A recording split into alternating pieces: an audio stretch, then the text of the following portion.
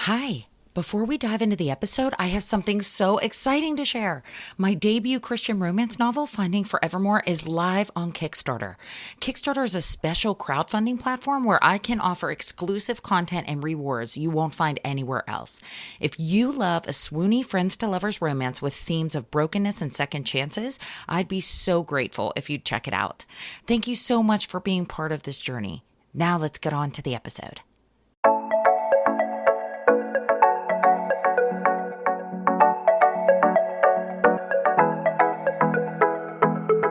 Welcome to the Christian Romance Podcast, where we go behind the books with inspiring Christian romance authors, exploring faith, love, and the journey that brings the story to life. I'm your host, Kelly Jo Wilson, and today we're chatting with Lynette Eason. Lynette is the best-selling, award-winning author of over 60 books. Her books have appeared on the USA Today, Publishers Weekly, CBA, ECPA, and Parable bestseller lists. She has won numerous awards, including the Carol, the Selah, the Golden Scroll, and more. Her novel, Her Stolen Past, was made into a movie for the Lifetime Movie Network. Be sure to stay tuned to the end of the episode so you can hear about our themed book giveaway for this month and how you can enter to win. Now, here's my conversation with Lynette. Hi, Lynette. I am so happy to have you on the Christian Romance Podcast. It is such an honor to be talking with you today. Thank you so much for being here. Thank you so much for having me. It's an honor to be here with you too. Oh, you are too sweet.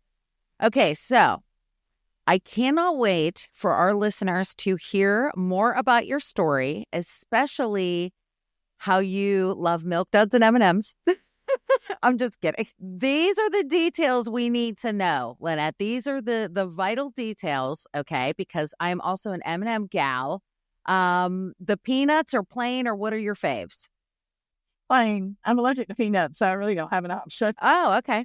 There you go. So the plain, absolutely. You can't go wrong, especially the festive ones for each holiday. I dig it. Yes, we're on the same page there. But why don't you just start by kind of talking about your writing journey? How did you get into it? What did it look like for you? How did your faith kind of change through it? Because it's not easy. It takes a lot of courage to get where you are, especially, over 65 books. It's such an amazing accomplishment. And I'm just, congratulations to you. I think it's wonderful. But why don't you just let the listeners and readers listening know a little bit more about you and your journey? Okay, sure. Yeah. So thank you. How I got started writing, it's kind of an interesting story. When I got married, my husband had a job where he was traveling all the time. And so, as you can imagine, I was kind of lonely. But it wasn't until I had my daughter, and, this actually don't recommend that starting to write when you have a newborn, but that's what I did. I was kind of lonely. I started writing, and I just had this story in my head. I've always wanted to write a story. And I figured that would be a good time to do it while she's asleep, he's traveling. I'll just talk to the voices in my head since I don't have anybody else to talk to. So that's how it all started. And then as I continued writing, and I'm a voracious reader, still am actually. And so I was reading all the things, and I came across Dee Henderson's The Negotiator story, and it had her email on the back. And so I emailed her, and I was like, I just want you to know, I love this story. This is what I want to write. This is like, I want to be you when I grow up. And so, God bless her, she wrote me back and encouraged me to start start writing and start sending out the publishers and that kind of stuff. And so that's what I did. And she actually edited the very first story I ever wrote that will never see the light of day, but she edited and used that opportunity to teach me how to do it right. And so I'm forever, ever grateful to her and all the time and energy she put into helping me get to where I am today. So that's how it all started. That's amazing. I love so much that she just kind of took you under her wing. I think that that's so important. I love that you reached out to her because she was your favorite author. Because sometimes, you're reading and reading, even as a voracious reader, you're reading all kind of different genres and things like that, and then you fall in love with it. I love that you reached out because you were like, I want to do this. And because it probably saved you a lot of time in the sense of learning and trial and error, and you're getting that mentorship, and I just, what a wonderful thing that she was so receptive to it, and she edited your first story. That's amazing. I know, right? Well, I would say she did edit it in a way, but it was more like she was showing me what I was doing wrong and how to do it right. Right. She was gently guiding you, Yeah, gently guiding. That's a good way to put it. Yeah. That's great. That's wonderful. And, it is tough. It's tough. You're so funny. You're like, I don't recommend starting to write with a newborn at home because, there's some real, you're sleep deprived. You have all this going on. It's tough. It's really tough. But a lot of times that's when, in the late nights and things like that, you're awake. And you have this time and you get these stories kind of coming to you, and especially if your husband's away. I know that that's very difficult to have, with the traveling and everything like that. So I love that you were able to reach out and put your time to writing amazing stories. And you're so funny that I love that you still have the first story. A lot of times people throw it away, but it's a good thing to look back on. Have you ever looked back on it? No. Like, well, okay, I take that back once, and then I was like, oh, I don't need to look at this ever again. And so, yeah, no, that was, yeah, it was bad. It's in a padlock drawer. I thought it was great at the time. Yeah, no padlock, but it definitely won't see the light of day. Yes, very hidden, very hidden. So what would you say, like, what do you love so much about the romantic suspense space? Because that was like your first love in reading. Like you said, you love D. Henderson's books. So what is it about the romantic suspense that really kind of draws you and that you love writing about it? I think it is the justice that you get in the end. Like, so we know there's bad stuff in this world. There's bad guys and there's bad stuff and there's sin, obviously. And then sometimes it just seems like that is just winning. And so for me, the romantic suspense, and I just love seeing the bad guys brought to justice and that the good guys won. And so, and the thread of suspense, I don't like a thread of romance. I don't like a whole mushy. I'm not into all of that. But just that thread of romance, to see people grow together as friends and fall in love, even though somebody's trying to kill them, it's just, and to see it occur naturally. And it's kind of how my own love story kind of played out with my husband. We were actually next door neighbors. And we were friends first, and then, well, I knew I wanted to marry him long before he knew he wanted to marry me. But but we just hung out. We liked each other. We liked being together, and the romance kind of came from that.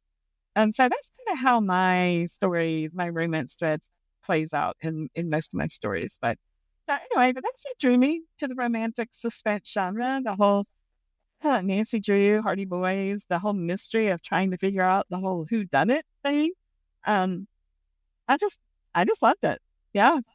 It's very invigorating. I have always been like a contemporary romance gal, very kind of hallmarky, simple, sweet romance kind of stuff. But I got to tell you, especially reading different like excerpts and different things. I'm a big Susan May Warren fan as well, with how I started reading her contemporary and then she got into suspense as well, like yourself. So between, you guys, I'm like, I gotta get into these. I got to, because I love the aspect of like, it's the pace. I like really kind of fast pace when it comes to like the plot, and you're just always kept in, and you do such a great job of that. And I love that you said about like the slower, because it can't be right away, right? They're not going to it's never going to be like oh, I love you. Like, and then this, this kiss and everything, and then they go on this adventure together. It could be, but I like that too. I have to agree. I love friends to romance, even like enemies to romance kind of thing, like towards the end, because it's slower. I like the slower burn as well. Yeah. And like you said, seeing how they come together and handle obstacles together, because that's like what we all want, right? And I love that. Thank you so much for sharing that about you and your husband. I think that's the sweetest. No, thank you. Absolutely. It's absolutely wonderful. I just love it. My husband and I were a slow burn too. We actually, his brother married one of my best friends years ago. And Oh, he was the best man. I was the maid of honor, but we knew each other. We met each other when we were like 15 years old. And then, I no. mean, it's like, oh my gosh, girl, it was slow burn for like almost like 15 years. It was like crazy. It's just so crazy. We didn't end up getting together until way after, like once it just never worked. Like we always liked each other, but it never worked. I would have a boyfriend or he, so it was like Yeah. typical definition of slow burn. But yes, maybe that's why I like them too. But I have to agree with you. I think that it's just great to see them grow and learn to count on each other in that way, especially when you add in somebody trying to kill them. Yeah. Yeah. Yeah. Trying to escape a killer, that always adds another little element to the whole thing. Nothing like a Yes, little for conflict sure. there. Yeah. For sure. For sure. How is it hard to get some of the like research for your books? Sometimes I know, like even talking with Diane Mills, she was like on this FBI, like she does these different groups and things like that. Do you get into things like that? Is it tough? Are you doing like incognito tabs so nobody shows up to your house? Yeah. So I have done the Writers Police Academy, which is a wonderful conference for writers who want to write law enforcement.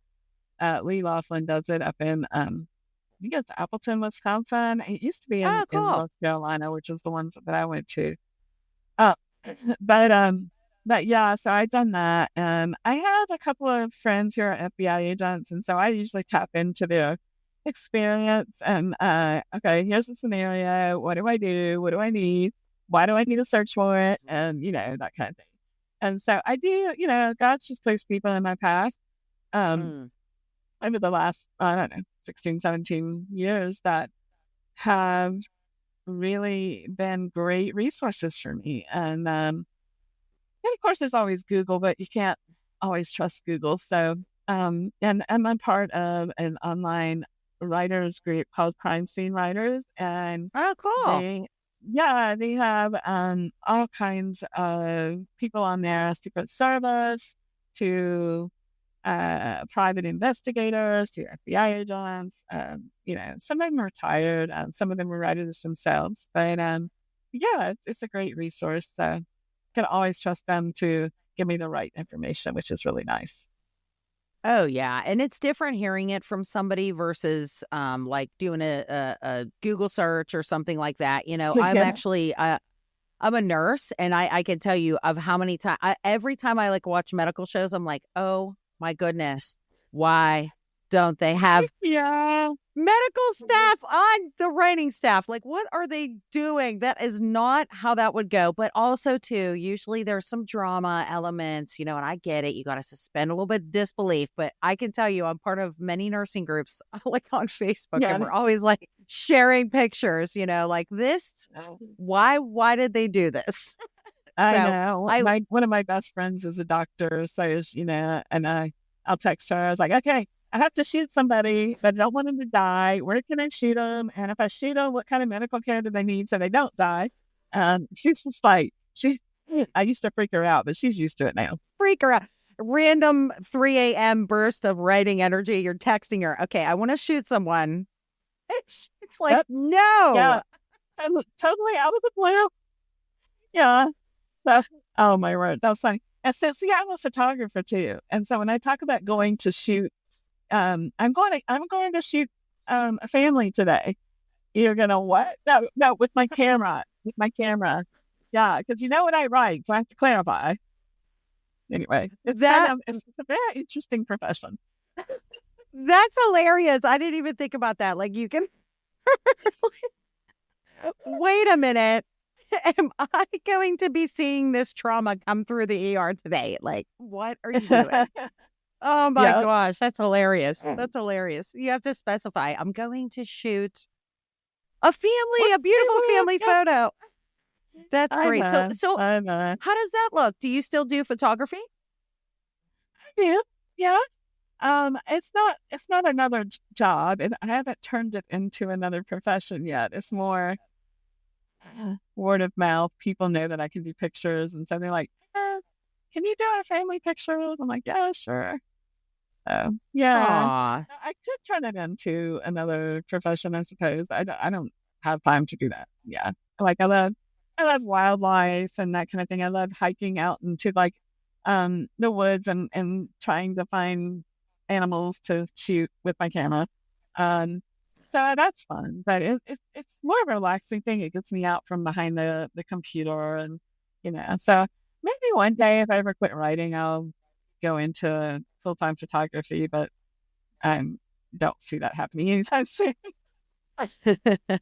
I love that. I love that you have that as your hobby because it takes a special eye, like a special talent to really see the beauty. And it really does, especially like being a Christian author too. It kind of just goes along with it, with that creative mind that you have. Like you can see just the beauty and everything, the beauty and how God created things. And especially like even doing family portraits and things like that for people, you can just see this love and you have your own unique style. I love that. I love that you're doing it. Oh, so many people do take hobbies and want to turn them into something more, especially if they feel called to do, which absolutely, that's wonderful. But I love that you're like, no, I keep it separate and just keep it word of mouth, because that's another, obviously, your writing career is huge and it's a lot of time. And, you're doing about how many books a year do you usually work on? It's usually 3. It used to be 4 to 5, but I've slowed down some. So this year I have 2 books and a novella that released. Next year will be 2 books and a novella. And so, 2 full trade length books and a novella. Oh yeah. So Easter Egg for Love Inspired as well. And even though their books are a little shorter, it's still a lot of work. All the upfront work you have to do for a full length, you have to do for a shorter one anyway, creating the characters and the setting and all that stuff. Making sure your mystery doesn't fall apart and you have a bad guy that makes sense. And so yeah. So I'm looking at 2 books in a novella per year. Yeah. Yeah. See, and that's a lot. I mean, it's a lot just to even do one book. Right. So that's a lot. And I love that and you need a little bit of an outlet. I think that that's fantastic that you use the photography. And it's nice because it gets you out. It gets you in nature. Yeah, it does. It gets me moving. I need to move. I sit in front of my laptop and I get up and I'm like, oh, I'm so stiff. I need to move. Oh, yeah, for sure. For sure. I actually do. So I used to work at the bedside, and then I was a quality nurse for transplant programs right outside of Pittsburgh in a hospital or in Pittsburgh. But now I'm a medical writer. So I work from home during the day and then writing. And then, yeah, I can totally understand. I'm like, I need to do something to like get out of it. I mean, it's so easy to sit. Yeah, it's so, and then my nurse mind is going like, oh my gosh, you're going to get a blood clot. You have to move, It's like so easy to, what's actually I heard and read about is a very good exercise, very good on the joints. 10 minutes of this is like 30 minutes of brisk walking. And it's on I love Barbara O'Neill. She's like I want to say she's a nurse, but she's more naturopathic. Anyway, she calls it a rebounder, but it's a little trampoline. Just doing the 10 minutes of a trampoline, like on the trampoline, just bouncing up and down is like 30 minutes of walking. Yeah. Isn't that crazy? That is crazy. It's crazy. Yes. So I bought one and the box is right over here in my office. I haven't put it together yet. It's only been there for, I don't know, maybe a month or 2. So that's a New Year's resolution. But yes, everything starts after Christmas. But yes, I feel you. Getting up, getting moving, getting out and about with the photography. And your pictures, I will say, are absolutely gorgeous. I was being a total creep. I was creeping all over your website, and the pictures are absolutely beautiful. Oh really. My gosh, well, thank you. Yes, for sure, for sure. But why don't you talk a little bit? So I want to give you ample time to talk about this new book that you have coming out. So Serial Burn. Why don't you talk a little bit about your characters in Serial Burn and the story? No spoilers, but what's going on with them? Okay, yeah, sure. So this is the third book in the series. So Double Take was number one, Target Acquired was number two. And so this is the third one, and it's with Jesslyn McCormick and Nathan Carlisle. So Jesslyn is a fire marshal in Clear Lake City. So when she was 7 years old, her home burned down and took her parents and two younger sisters with it, unfortunately. So she was raised by her mother's sister, her aunt Carol, and when she found out that somebody burned her house down and killed her family on purpose, that just I say lit a fire under, uh, pun intended, and sent her to figure out how she can find the person that did this, because it was never caught. And that's what kind of determined the trajectory of her life and her life choices and her decisions. And so she became she had some police training, and then she became a firefighter and went into the fire marshal position when it came open. And Nathan is with the FBI, and because one of the opening scene is with a church that is burning, and when you burn a church, if it's arson, it's considered a hate crime. And so in comes the FBI because they investigate hate crimes. And that's how she and Nathan knew each other before the story opened, because they kind of hung out with the same friend group that they had. But they never worked together before. And so this sent them on this work journey of trying to find out who this arsonist is. And I think that's all I'll say about that. So we know they're on a journey together. Yes. To find this person. Yes, we can't give away anything, especially in your genre, because you have a tendency to do a little twisties, little twists and turns sometimes. So I do. Yep. Yes, I love it. I don't love that her whole family has passed in this fire, but it gives her a ton of fire under her to really want to know what happened. And it's so interesting. I want to know. See, immediately, I want to know how she found out that it was on purpose. Like immediately, I'm into her head, and I need to know now. Yeah, she grew up questioning, and her Aunt Carol was very open with her about, what happened to her family. And and at 7 years old, she was old enough to feel the loss and to recognize the loss and want to know where her mom and dad and two little sisters went. And she has memories that, obviously come into play during the story. And so, but yeah, so she finds out. And then when she gets old enough, she did her own research and newspapers and articles and stuff, about the family that died, and it was arson, and that guy was never caught. So that's how she finds out. Yeah. Oh, okay. So she's pretty, savvy. I mean, she obviously has questions her whole life. That's good that the aunt was open with her, at least you're telling her the truth and that kind of stuff. Yeah. Most of it, not all of it. Oh, girls. See, I'm going to spoil it. I'm going to keep asking you more questions. You're going to be twisting us. So that is amazing. When is this book coming out? What date is this book coming out? Sarah the Barn comes out January. It's just a couple of weeks away. I think it's January. Wonderful. Sarah Barn release. I'm looking at my calendar. Has it on my calendar? Sarah Barn releases on January 21st. So.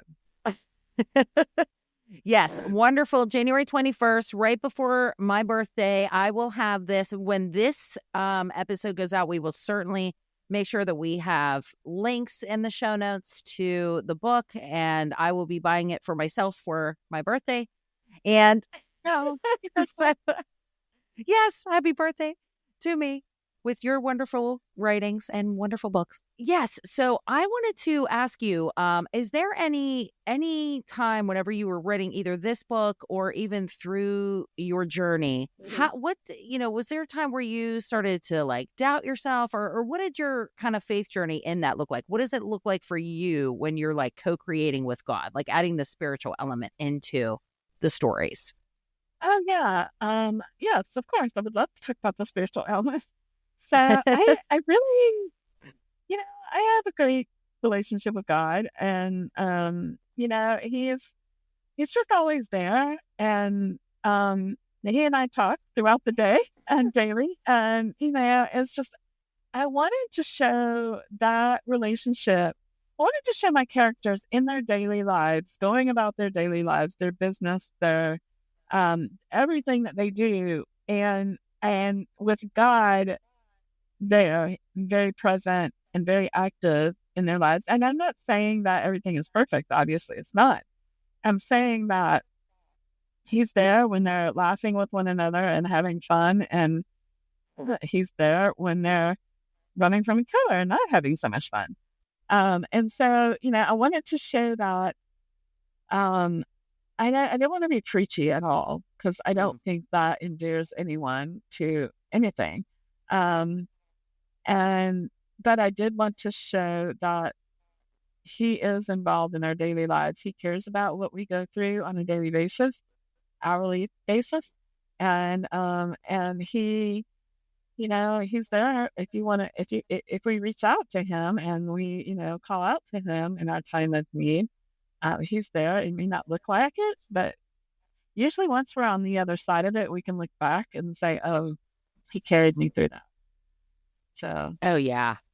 Oh, yeah. Yeah. Especially the characters that you write about, too. I mean, it's very difficult. And these are real things. I mean, these are real things people go through. These are real struggles, internally and externally.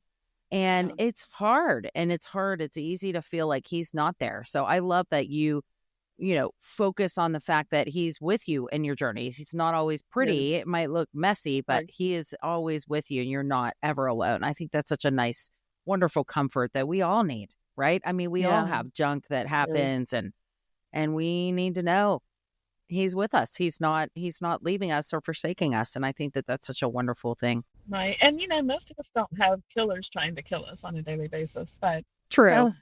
hopefully.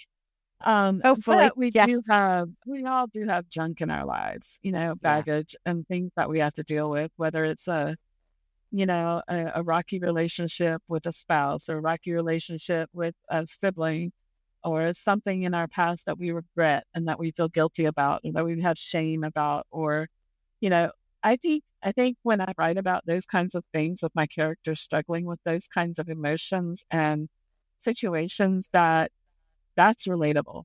That is, they can feel that emotion that the characters are feeling. And when they see those characters overcome that and do it with God's help, I think that gives them hope that they can do the same, and maybe even encourage them to, reconnect with God or connect with Him for the first time. That's what it's all about. Oh, yeah, totally. I love, too, that you, in what's great about, like you said, showing through the characters. I feel like, I've had people reach out to me before and say, like, I don't know how to pray sometimes. Or you're feeling something so deep, or so you just feel like you're in this place, like you're in a rut or feeling depressed or upset, and you really just don't have the words to pray. So I think sometimes, too, the characters, like through your characters, especially witnessing them going through this tough stuff internally, and then in the midst of being chased or whatever, but it's very helpful to see how they're reaching out to God or not reaching out, or how God is, how the prayers are internally, how they're doing that, just to, as an example, like you said, because sometimes it's too hard for people to pray. Absolutely. And that's where the Holy Spirit intercedes and prays for us. And I love that. Oh, yeah, me too. Absolutely. Oh, my gosh. If He didn't, I don't even know what I would do. Oh, same. I mean, sometimes I'm just like, please, it's hard. It gets tough. It gets tough. So I love that you write these wonderful books, and it's just very encouraging and just shows such a hope that people, we just need more of. We just need more of, because like you said, sometimes it feels like it's the bad guys are winning and the world, right? It is. And I just love this. I love it so much. Is there a particular verse that really kind of resonates with you? A particular Bible verse, maybe that you were thinking of in writing this story, or even just in your own life? I can't remember which verse I chose for this story. There's always a verse, and my usual verse is Jeremiah 29:11, Mm. about for I know the plans I have for you, and to give you a hope and a future. And I just love that verse so much. But I did choose one for the. It should be in the front of the book, and I honestly I'm blanking right now which one it was, but I do I do choose verses according to the story actually, and what happens is I'll put in a search for a verse about a particular topic, Mm. and all these verses will come up, and then I'll just look and see, okay, God, which one should I use? And then I'll just pick one that I think is the right one. And so I may have read like 10 or 12 verses. Now I can't remember which one I picked.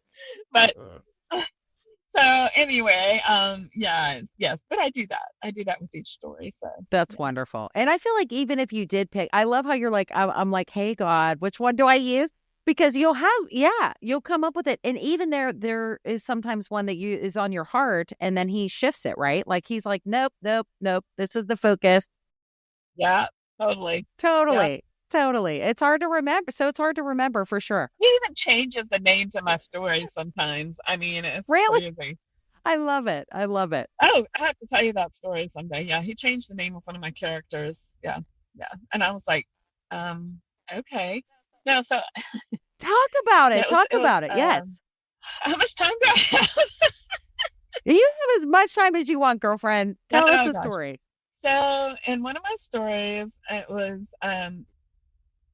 pretty sure it was No One to Trust. So my heroine's name was Summer Abernathy, and my hero's name was David Hatchett.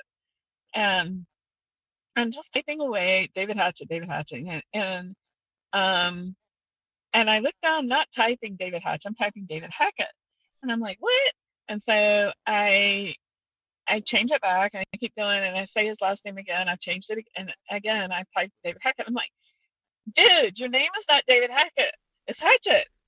and And so finally, I gave up after about the third or fourth time that I did it. I did. You know how you can search your whole manuscript and do a find replace. And so I just replaced his name with David Hackett. I said, obviously, this guy's name's David Hackett. So he was in the army. He was kind of a con man. He was actually a con man. He was actually involved with some really nefarious dudes who wanted him dead. And so he went into the witness protection program, and he met Summer, and basically wooed her until she agreed to marry him, because he thought it would be better for him to be married, that the bad guys after him would not find him if he was married. They're looking for a single guy. They would not look at a married guy. And so he basically tricked her into marrying him. And but through the course of the first year that they were married, he came to realize how wrong he was. He became a Christian and was going to tell Summer on their 1 year anniversary the whole story, ask her forgiveness, beg her to not leave him, and could they continue their life together. But on the morning of their first anniversary, she wakes up, the bad guys are in the room, David is nowhere to be found, um, and and it goes from there. So anyway, throughout the story, she finds out the truth, not the way he intended, obviously, because the bad guys were in her bedroom and told her everything. So she has a lot of anger and honestly hate for this person that she married. So she has to battle all of that, but she goes to find him. He's in the hospital. He's been hurt and all this stuff. So that the bad guys, her mission is to find what the bad guys want and give it to them, so they will leave them alone and figure out who her husband is, because who the name that he gave her, was not his real name. Anyhow, long story short, I have this story. A reader emails me and tells me that she had an incredibly hard time reading my book. She was about halfway through it. She wasn't sure she could finish it. because she had been conned by a man named David Hackett, who had been in the army and had conned her into marrying him, and then he stole all her money, and then he left her. And so I was just like, oh, Wow. okay. Well, let me just tell you, I think God had you in mind when I was writing the story, because this is what happened. And I told her about God changing the name of my character. And then she finished the story and emailed me back and said she now had peace about the whole thing. She had forgiven him and she was moving on with her life. Wow.